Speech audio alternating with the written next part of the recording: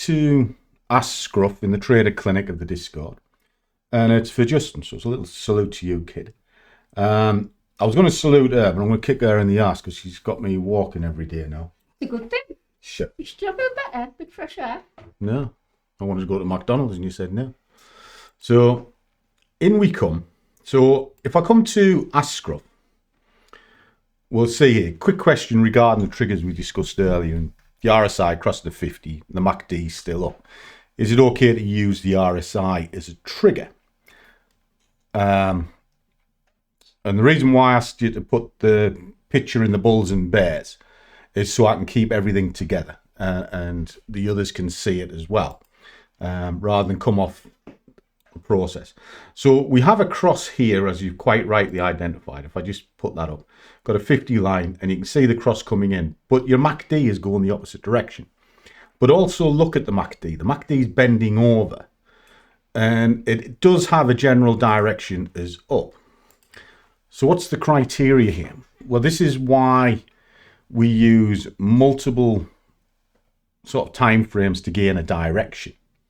Once you've got the direction in place, you're not really looking for everything else to line up because you've already decided said direction. So for argument's sake, I don't know what the time frame was on that picture, but let's just say your 15-minute has a MACD going up, but the whole narrative is going down. Well, you'll wait forever to get the confirmation. So what I have a tendency to do is get my narrative in place for the next hour. So I'm only looking for shorts, and then I'm looking for a trigger on that short. And in that case, I'd kind of discount the MACD and everything. I'll look at the Bollinger Band because obviously I want to see flares and I want to make certain strength is in the market. But then I'll look for a trigger on momentum, which is the RSI.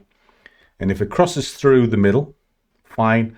Then I'll put my candle count on as you've seen, and then I'll put a pending order on based on that.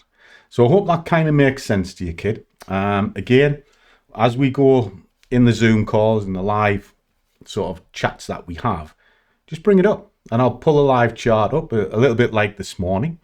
We did the analysis of pound JPY, broke it down in front of you, placed the trade, and it went straight to where we went based on a +1, -1 situation and a trigger. So hope that kind of helps.